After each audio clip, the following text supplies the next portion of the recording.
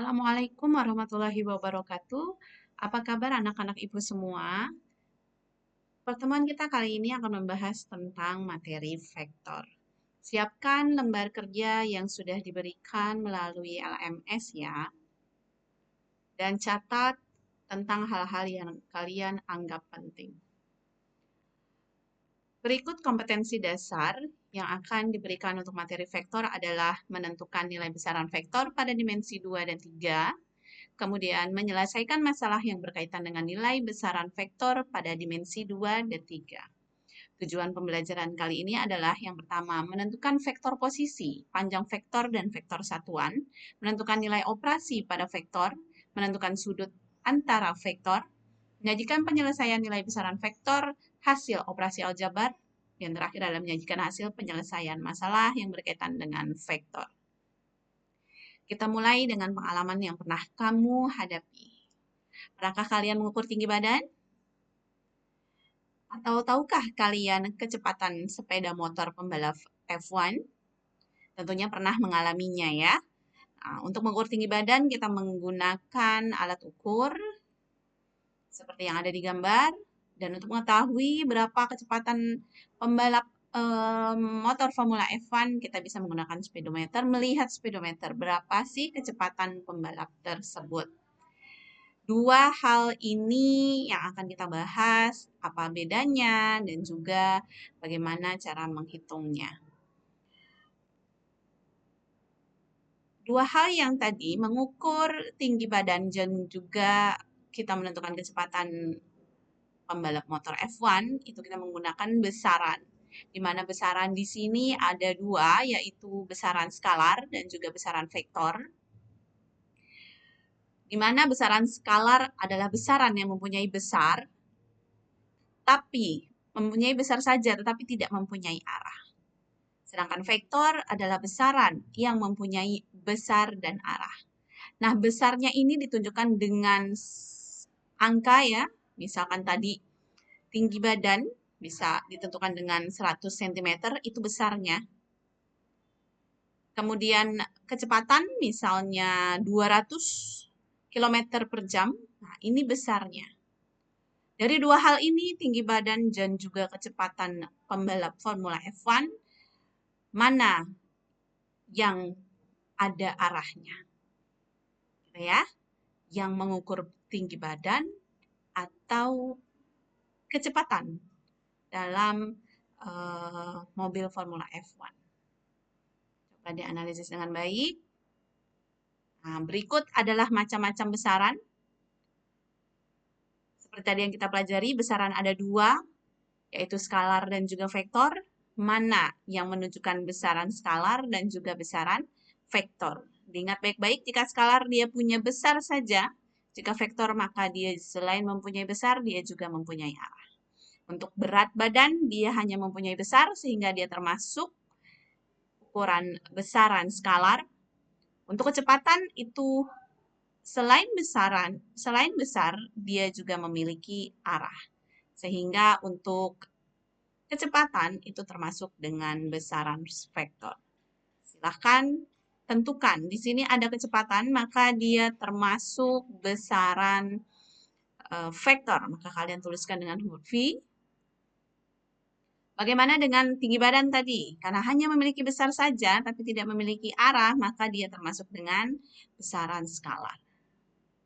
Sekarang kita cek volume air di akuarium. Tentu ada besarnya, tapi arahnya ada? Tidak. Sehingga dia termasuk besaran skalar. Untuk perpindahan, ini juga pasti ada besarnya. Tentu juga namanya perpindahan, pasti juga ada arahnya. Bisa maju ke depan atau dia mundur ke belakang. Sehingga ini termasuk ke dalam besaran vektor. Silakan kalian tentukan untuk besaran-besaran yang lain, mana yang termasuk besaran vektor dan juga mana yang termasuk besaran skalar dengan menuliskan huruf V untuk vektor dan S untuk skalar. Kita lanjut, secara geometris, kita bisa gambarkan vektor dengan ruas garis yang berarah.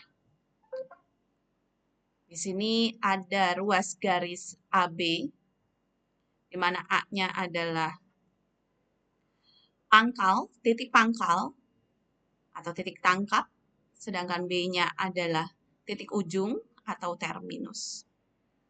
Ruas garis AB ini kita sebut dengan vektor AB, atau boleh diwakili dengan sebuah huruf, yaitu vektor U, dengan menggunakan tanda panah kecil di atas. Jadi untuk vektor AB boleh kita tuliskan dengan bentuk seperti ini, atau juga boleh kita wakili dengan sebuah huruf kecil, menggunakan tanda panah juga. Ada juga yang menggunakan tandanya di bawah. Boleh, ini penulisan vektor. Penyebutan vektor dimulai dari titik pangkalnya. Di sini pangkal, ujungnya ini, sehingga kita sebutnya sebagai vektor AB.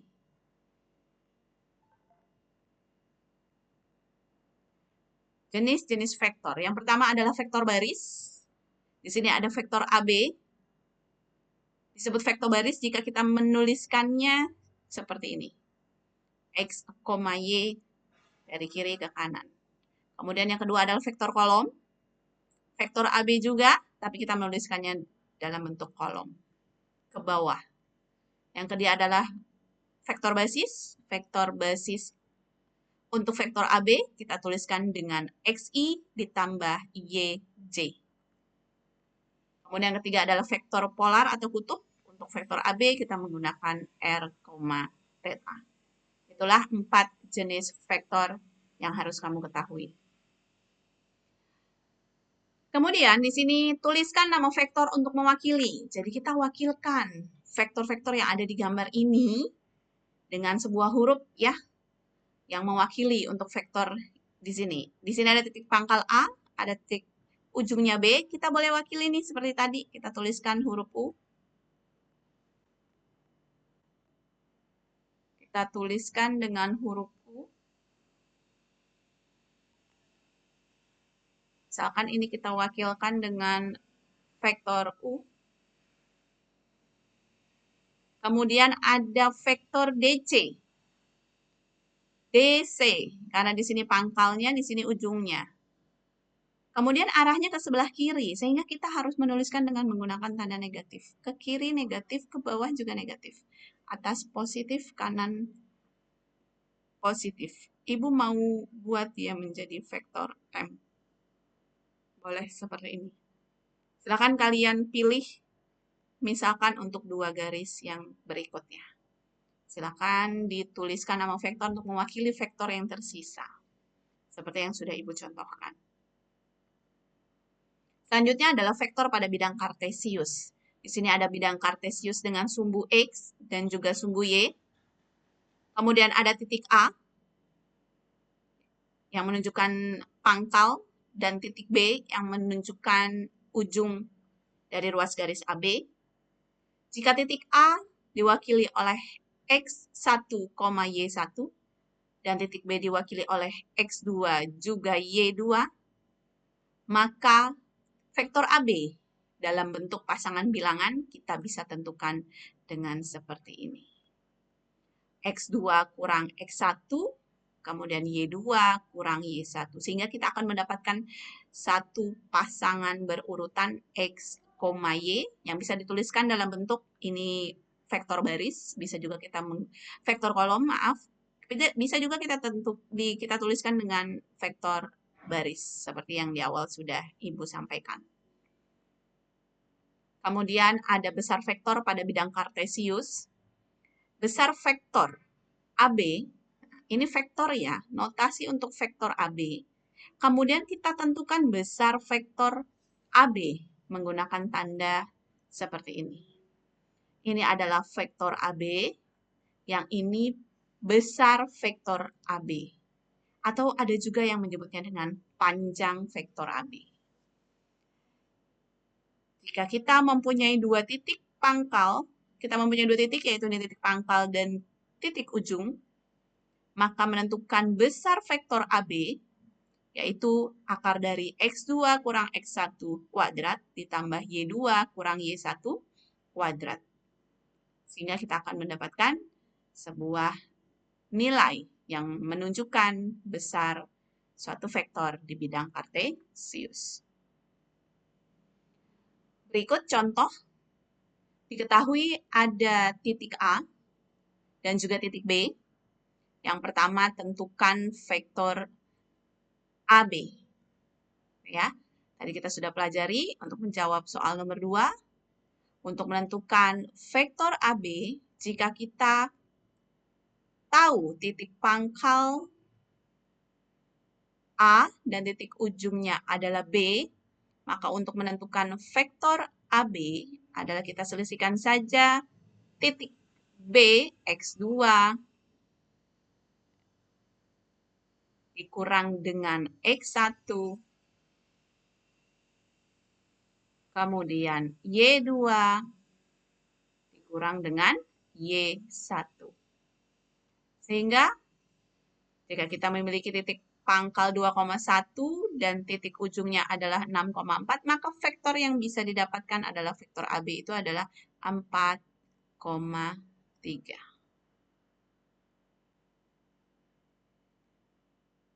Mudah-mudahan bisa dipahami. Lanjut untuk menentukan besar vektor AB. Jika kita sudah memiliki vektor AB, kita punya vektor AB yaitu 4, 3. Ibu menuliskan dalam bentuk vektor kolom, silakan jika ingin menggunakan jenis vektor yang lain, silakan saja. Maka besar vektor AB kita notasikan dengan seperti ini. Besar vektor AB atau panjang vektor AB, maka besarnya adalah akar dari X kuadrat ditambah Y kuadrat.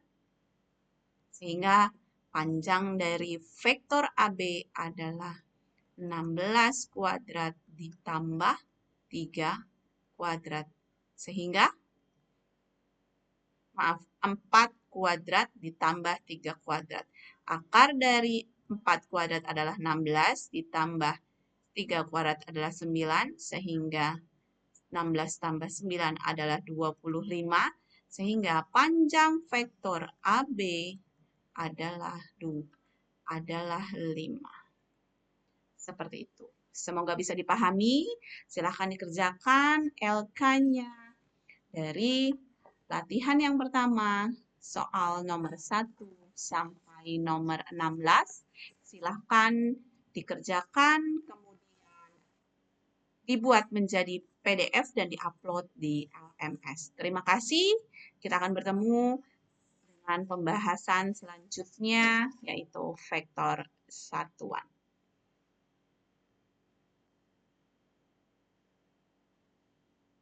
Silakan juga ini bisa dikerjakan. Selain yang ada di LK, Ibu beri contoh dulu satu ya. Misalkan Ibu beri contoh untuk vektor BC. Di sini ada vektor BC. Kita mau menentukan vektor BC. Bisa dengan dua cara. Yang pertama adalah kita tentukan ini B-nya, itu titiknya berapa ya. Kita bisa lihat ini diagram kartesiusnya, ini berarti 1, 2, 3. Ini 1, berarti B-nya adalah 3,1. Kemudian kita tentukan nilai titik C di sini. Di sini 1, 2, 3, 4, 5. 1, 2, 3, 4, 5, 6. Berarti C-nya adalah 5,6. Ini titik pangkal, ini titik ujung. Untuk menentukan vektor dan besar vektor, sama seperti yang tadi, untuk menentukan vektor, maka kita tinggal selisihkan saja. X2 dikurang X1, Y2 kurang Y1.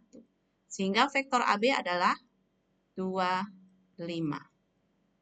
Untuk panjangnya atau besarnya, bukan AB ya, BC. Untuk vektor BC ada tinggal kita kalikan akar kuadrat dari masing-masing elemennya. 2 kuadrat adalah 4, 5 kuadrat adalah 25, sehingga panjang vektor BC adalah 29. Seperti itu, silahkan untuk vektor yang lain, yaitu DE, OA, OF, OG. Silahkan ditentukan besar vektor dan juga besar vektornya. Di LK, silahkan nanti diupload di LMS. Terima kasih, kita bertemu lagi di pembahasan selanjutnya. Assalamualaikum warahmatullahi wabarakatuh.